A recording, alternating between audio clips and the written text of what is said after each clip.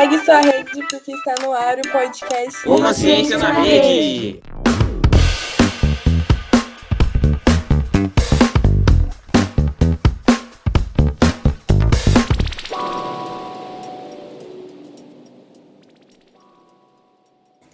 Eu acredito que os jovens tenham essa dificuldade de se habituar ao isolamento por, em sua grande maioria, terem que mudar seu estilo de vida de maneira obrigatória. Pessoalmente, minha maior dificuldade é seguir uma rotina saudável e me concentrar nos estudos em meio a diversos acontecimentos ruins, sendo eles pessoais ou não. O desafio é conciliar os estudos em meio a essa pandemia, pois depende somente do jovem se irá aprender ou deixar de tentar. É onde vem o não se preocupar com a pandemia, pois há muitas coisas para se preocupar.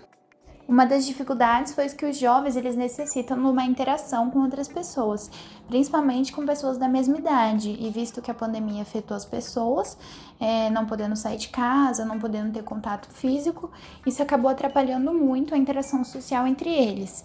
Além disso, a sua rotina ela teve que continuar, mesmo os estudantes ou mesmo os jovens que já estão no mercado de trabalho, eles tiveram que continuar fazendo as suas atividades dentro de casa. Isso às vezes acaba afetando não só eles, quanto os familiares.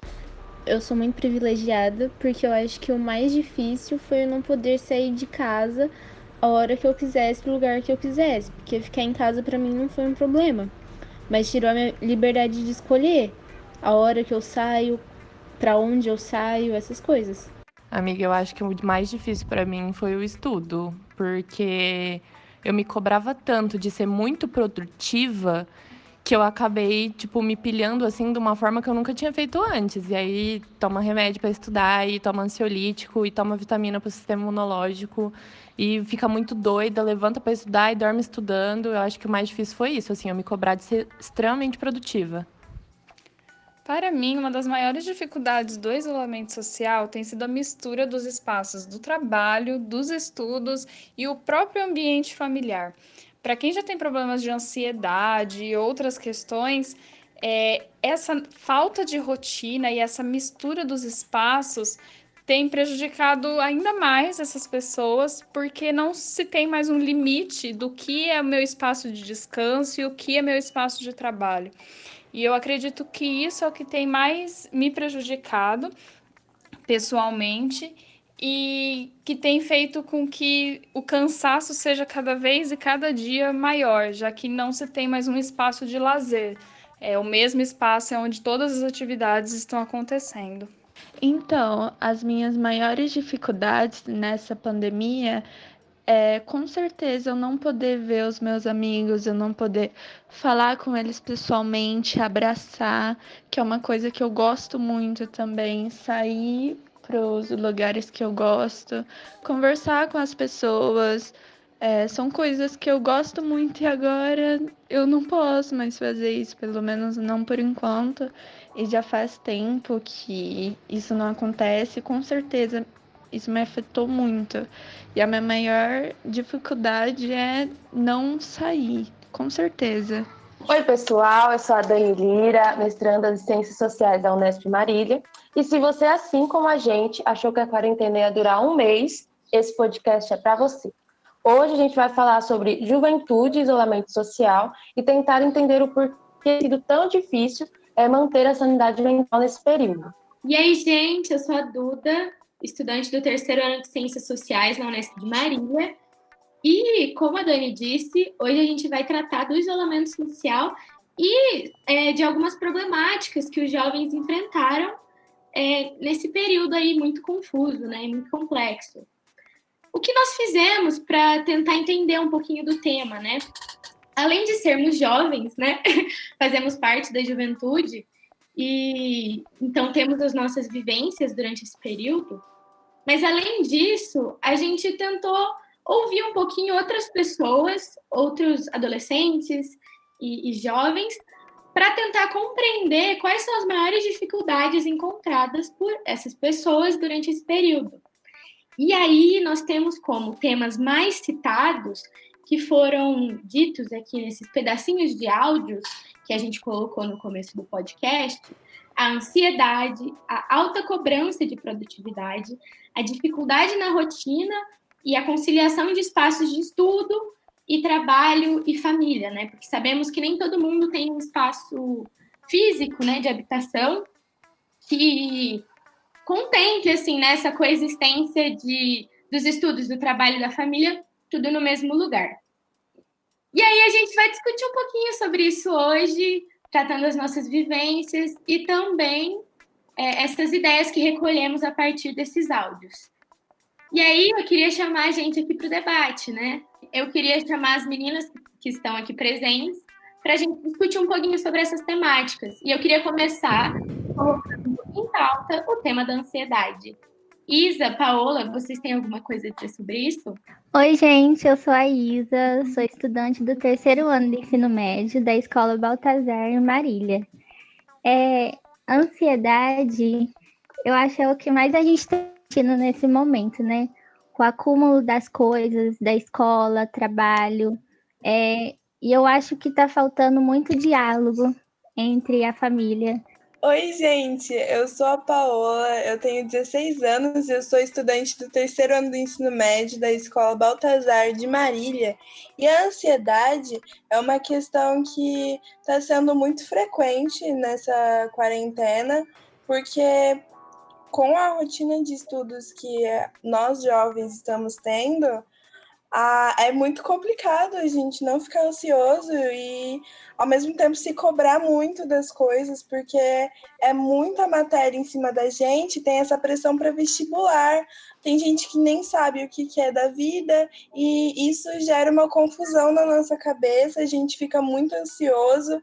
Então, é um tema que precisa ser discutido. E reconheço muito na fala de vocês e nos áudios. Eu acho que o começo da quarentena teve muito essa questão da ansiedade com o futuro. Eu não sei se vocês também tiveram isso. No começo, eu achei que ia durar muito pouco. Eu falei assim, eu vou na casa dos meus pais, vai durar, 20 dias. E esse negócio foi se estendendo e eu sinto que eu fiquei meio perdida e com uma ansiedade de não saber o que ia acontecer, de como as coisas iam ficar, como o mestrado ia ficar, como eu ia fazer minha pesquisa. E isso foi muito difícil para mim. Eu sinto que agora, no segundo semestre, que eu estou conseguindo entender mais o que tem acontecido, como as coisas estão, e que eu tenho que me adaptar de alguma forma para não ter o ano, né, gente? Porque é o surto. Então, eu me identifiquei muito com a fala da Isa também, com a falta de diálogo que tem, né, entre as famílias, porque a gente está passando um momento tão atípico e que a gente tem que conviver muito tempo, né? Muitas pessoas têm que conviver com muito tempo com uma família e isso é, assim, algo que nem sempre acontecia antes. Então, acaba que gera muitos conflitos e isso é uma questão também que causa essa ansiedade, né? Não sei. Eu concordo muito, Dani. Eu acho que essa questão da incerteza que você falou, eu acredito que, para mim, foi uma das maiores causas de ansiedade também. Porque você não sabe o que vai acontecer no futuro, você não sabe se você vai para o próximo ano da graduação ou se você vai fazer o 3º ano de novo, igual no meu caso, né? Falando da minha experiência. E essa incerteza foi muito difícil no começo. Eu lembro que nos primeiros dias, assim, nas primeiras semanas de isolamento, eu estava perdidinha, não sabia o que fazer. Passei, acho que uma semana, assim, só lendo o livro e meio que me alienando para tentar botar uma calma, assim, na minha vida, na minha cabeça, me organizar. E assim, na minha experiência, né, o que me ajudou bastante com essa questão da ansiedade e de reorganizar minha vida, né, foi o estabelecimento, assim, de uma rotina e não perder o contato com amigos, né, e também com pessoas, assim, da faculdade, com projetos, e dentro do possível ter esse acolhimento, sabe? Acho que isso para mim foi muito importante. Igual o projeto aqui do podcast, né? Foi muito importante para mim nesse momento. E aí eu queria trazer um dado para nossa discussão, né?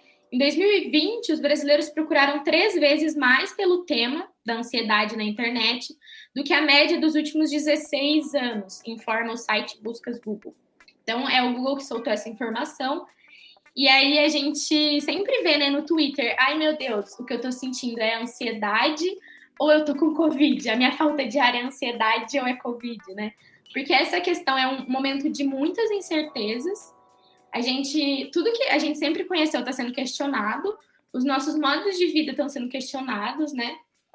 E aí dá essa insegurança extrema e essa ansiedade. Eu concordo com tudo que vocês falaram, eu me identifico bastante. Eu queria também que as meninas falassem sobre essa questão dos estudos. A Paola começou um pouquinho a falar, porque é uma questão também muito importante, né?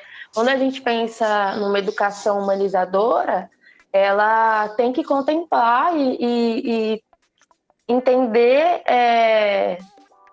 considerar, né, a saúde mental dos estudantes. Então, vocês acham que isso é feito? Vocês têm... como tem sido a experiência de vocês? Inclusive, também vou citar um dado já, o Conselho Nacional da Juventude fez uma pesquisa onde 6 a cada 10 jovens, eles falam que as escolas e faculdades deviam priorizar as atividades para lidar com as emoções nesse período. Porque a gente, além de todas essas questões pessoais, também a gente pensar num contexto maior, tem pessoas morrendo, a gente tem vivido um luto constante, um medo de pessoas que estão perto da gente, né, que precisam sair para trabalhar e tudo mais, de essas pessoas pegarem Covid, dessas pessoas morrerem, de não ter leito e tudo mais. Então, como isso tem afetado vocês? Como tem sido a questão da escola? Como tem sido a questão da rotina, também que a Duda citou? Porque essas são coisas que são importantes, né, de a gente falar também, que tem, com certeza, afetado muitos jovens também. Tem sido muito complicado para mim desde que a gente entrou em quarentena, porque eu nunca me considerei muito uma pessoa autodidata. Eu tenho um certo problema para estudar sozinha, principalmente matérias de exatas, que eu tenho muita dificuldade. Eu não consigo entender, mesmo vendo vários videoaulas, e não entra na minha cabeça. Isso tem me afetado demais, sem contar que eu me sinto muito sobrecarregada, porque eu faço um curso que chama K1 na Unesp, para vestibular, e eu também faço as coisas da escola. Isso tem me deixado muito sobrecarregada, porque eu tenho muito conteúdo, e os professores, eles parecem que não têm uma organização. Do curso, eles já têm mais uma organização, os professores da minha escola parece que eles não são preparados, sabe? Muitos não sabem, estão se adequando agora mais esse contexto de AD, ensino à distância, mas eles não têm muito uma organização, eles soltam um monte de coisa e a gente tem um prazo, tem uns que nem colocam prazo pra gente entregar, daí eu fico meio confusa, e é isso, tá sendo bem complicado para mim. Eu, no começo, eu tava perdida também. Eu não conseguia me organizar, porque eu também faço cursinho pré-vestibular. Então, juntando com a escola e com o cursinho, ficou meio que uma bagunça. Então, eu tentei me adaptar a isso, mas ainda no começo eu ficava muito estressada. Eu não sabia o que eu fazia. Eu só queria terminar tudo. E não deixava um tempo só para mim. Eu acho que a ansiedade deixa isso, né? A gente tem que separar um tempo só pra gente, tem que distanciar um pouco disso, pelo menos tentar se organizar, porque não é fácil. Nossa, essa questão que vocês duas colocaram é muito importante, né? Até isso que a Paola falou, vocês falaram dessa sobrecarga de atividades, né? Tudo mais, isso também que a Paola falou sobre o despreparo, né? Para lidar com toda essa situação. Acho que isso é uma coisa que vale a gente pensar, porque a pandemia pegou todo mundo de surpresa, né? E parece que essas questões que são tão importantes para a juventude e para toda a humanidade, né? Que são as questões emocionais, as questões humanas, né? De, meu Deus, a gente está no meio de uma pandemia. As pessoas estão preocupadas com uma morte, com ou as pessoas estão de luto porque perderam outras pessoas, né, familiares. E parece que essas coisas não são levadas muito em consideração, né, quando a gente vai falar dessa lógica mais produtivista da educação. Por exemplo, tem que ter o vestibular, não pode cancelar o ano letivo. Todas essas coisas eu acho que são passíveis de crítica, né?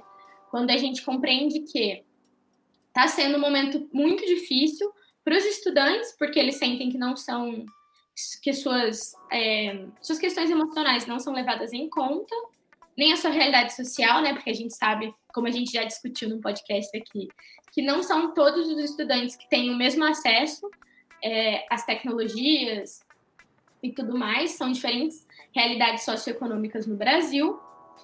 E também a questão de que os professores eles não foram instruídos de maneira correta a lidar com toda essa situação. Então, vira realmente uma bagunça e gera, assim, na minha perspectiva, eu analiso que isso traz um estado de surto coletivo, né? Porque ninguém sabe muito bem o que está fazendo, mas também não pode parar, porque a gente está dentro dessa lógica, né? Que não prioriza esses valores humanizadores. Então, é complicado demais, né?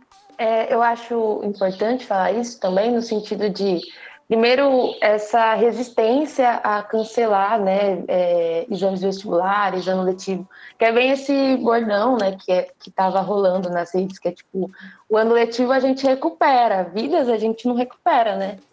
Então, é muito importante a gente pensar isso. Eu também acho importante a gente pontuar que os professores também estão em uma situação atípica.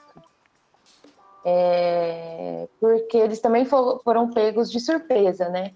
Então, acho que é importante a gente pensar que, né, para eles também está sendo difícil e que está todo mundo tentando, né? Mais uma coisa que eu também quero fazer um paralelo, né, com a fala e com algum dos áudios que a gente teve também, dessa questão do trabalho. A gente, acho que nós 4 aqui, ainda somos privilegiadas, né? A gente não precisa, a gente está só tentando lidar com esse surto de fazer uma rotina, de trabalhar com a ansiedade das pressões em cima da produtividade e tal. Mas vocês imaginam uma pessoa que ela tem que estudar para o vestibular, porque, né, não parou, ela tem que dar conta das coisas da escola e ela tem que trabalhar. E isso ainda, acho que as pessoas que a gente conversou são pessoas que trabalham, muitas vezes, home office. Imagine pessoas que têm que sair, pegar ônibus, pegar trem, e lidar ainda com tudo isso. Eu fico imaginando que deve ser muito difícil e que é muito injusto também, né? De como essas pessoas vão ser cobradas, mas como essas pessoas as condições que elas estão não vão ser consideradas, né? Então, acho importante a gente pensar nessa problemática. Eu concordo com isso que a Dani disse sobre cancelar os anos letivos, porque, na minha opinião e na minha vivência, eu não estou conseguindo aprender direito. Eu acho que, obviamente, com aulas presenciais, a gente ia conseguir absorver mais conteúdo. Então, se as pessoas na faculdade, elas podem fazer isso, por que as escolas não deixam a nosso critério, sabe? Porque eu acho que isso é muito uma decisão da gente. Quem quiser se formar agora se forma, e quem acha que não absorveu o tanto que tinha, faz de novo, entende? Porque para mim é isso. Eu queria falar, como a Dani disse, do trabalho. Eu acho que para as pessoas que estão trabalhando seja mais difícil, né? Eles estão tendo que lidar com mais coisa do que a gente, e acaba que a rotina fica mais difícil, né, de organizar, e eles ainda podem ficar em mais risco. Sem contar que tem muitos lugares que estão fechando por conta da pandemia, e tem muita gente que está se prejudiciando muito por causa disso. Quem fazia Por exemplo, vamos dar um exemplo de quem vende lanche no trailer na rua. Imagina como que eles estão sofrendo com essa crise, porque afetou até a economia do país, né?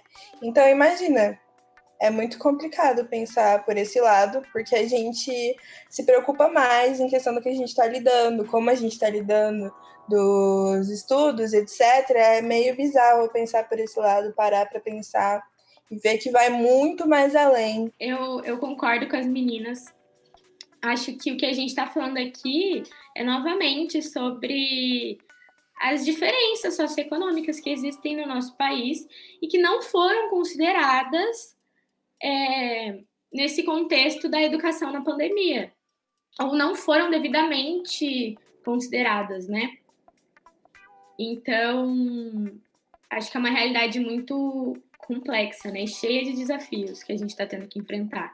E com certeza, Paola, essa problemática, né, que é estrutural, que é a questão da desigualdade, que é o que acho que a gente também não pode perder nessa discussão, porque a gente já tratou sobre isso também, né? Como a pandemia, ela escancara as problemáticas sociais. Ela não simplesmente traz novos problemas ou novos paradigmas, né?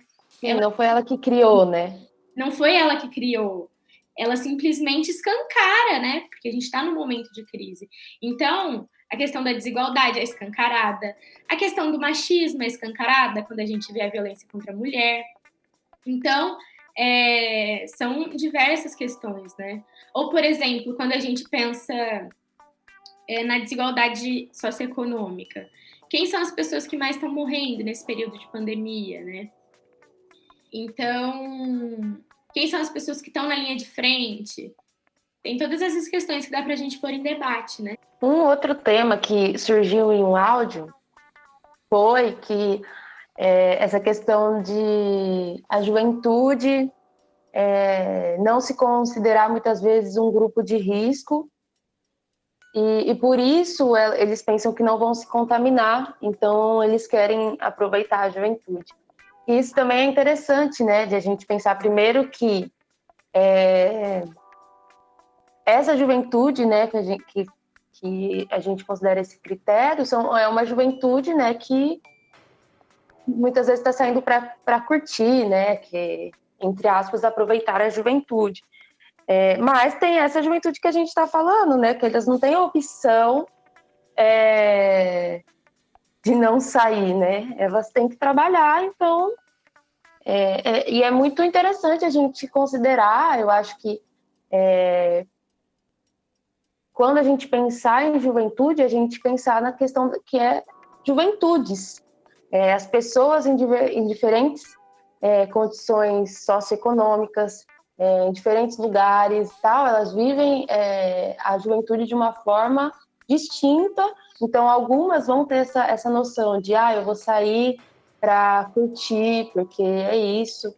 E tem outras que elas não têm, né? Elas vão ter que sair para trabalhar e é isso. Então, acho importante a gente pontuar isso. E uma coisa que a Duda falou que também me faz pensar é a questão da família, acho que você falou no começo, né?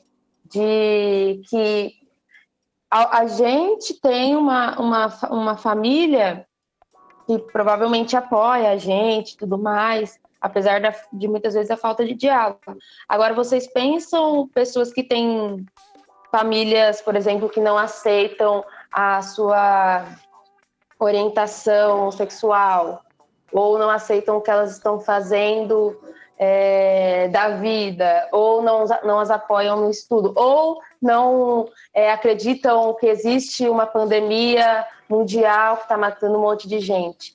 Então, vocês imaginam como é viver numa casa, por exemplo, dessa forma e como isso, né, também adoece. Se a gente vê, por exemplo, a taxa de... Assim como tem o aumento da taxa de procura sobre ansiedade, a questão do suicídio também se torna uma coisa mais recorrente. Então, eu acho importante a gente colocar isso. Muitos passam por problemas familiares e isso acaba prejudicando a saúde mental deles, né? Eu ouvi uma estudante falar que os pais delas os pais dela não apoiam ela em nada dos estudos. Acho importante a gente ter uma motivação, principalmente em casa, né? Que é a nossa base, a família.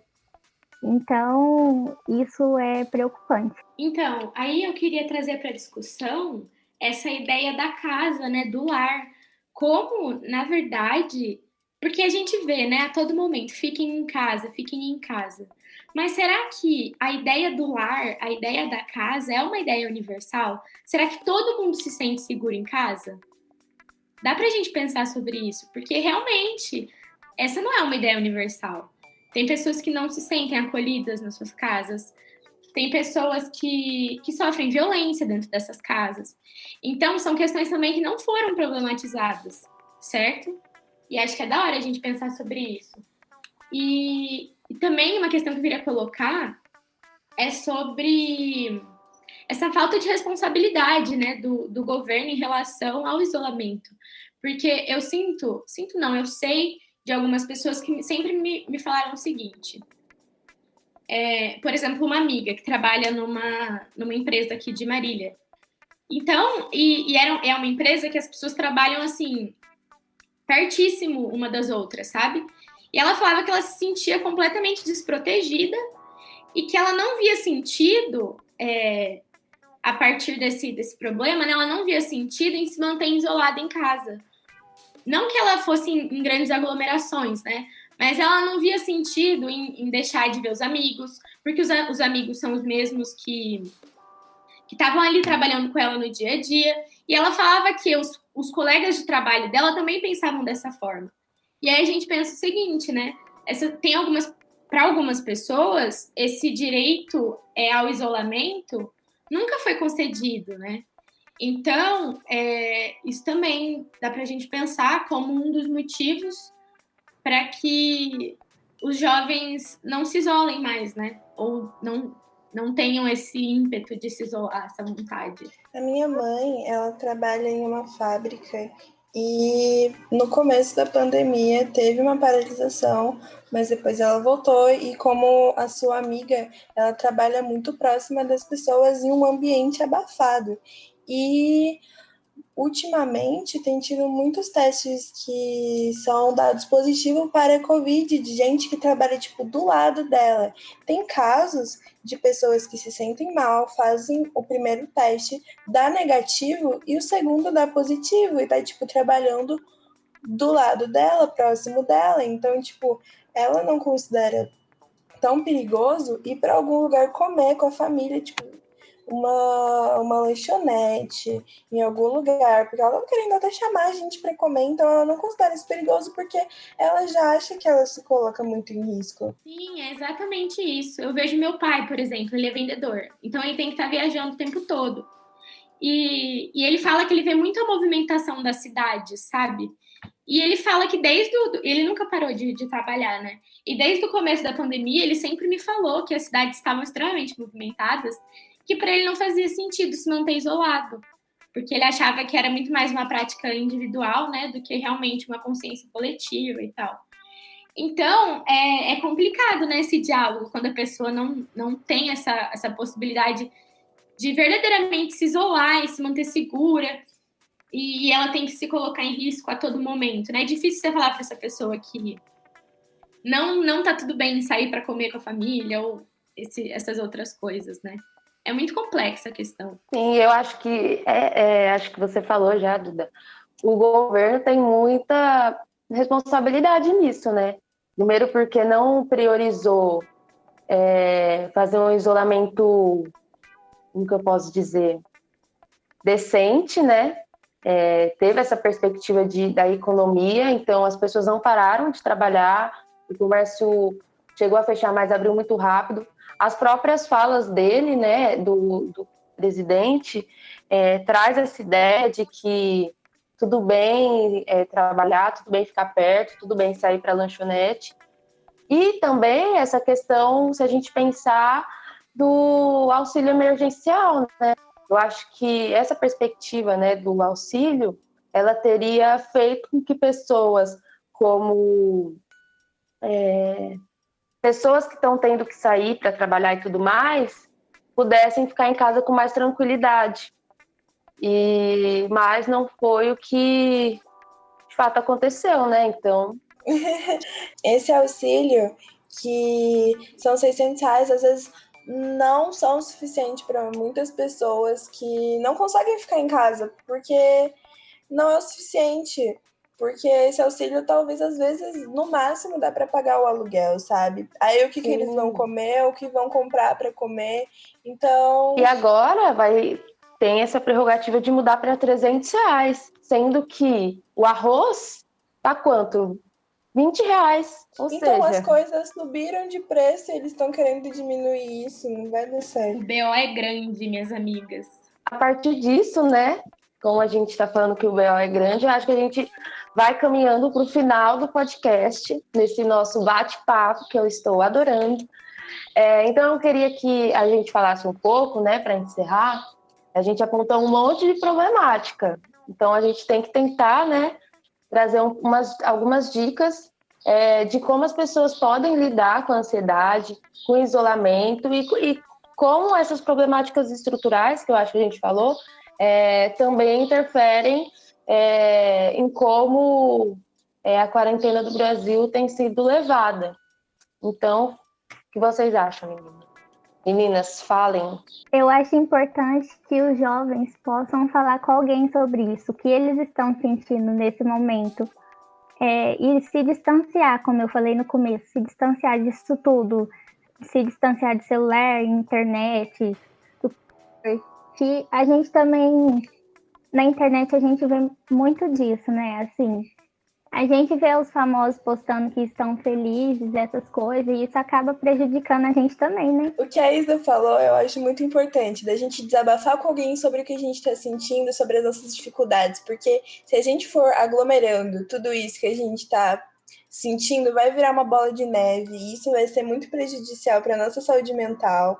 E porque a gente está passando por um momento complicado, né? Os jovens, eles nunca imaginaram que eles iam passar por isso uma vez na vida, né? Ano passado, pensem vocês no ano passado, vocês nunca imaginaram que isso ia acontecer.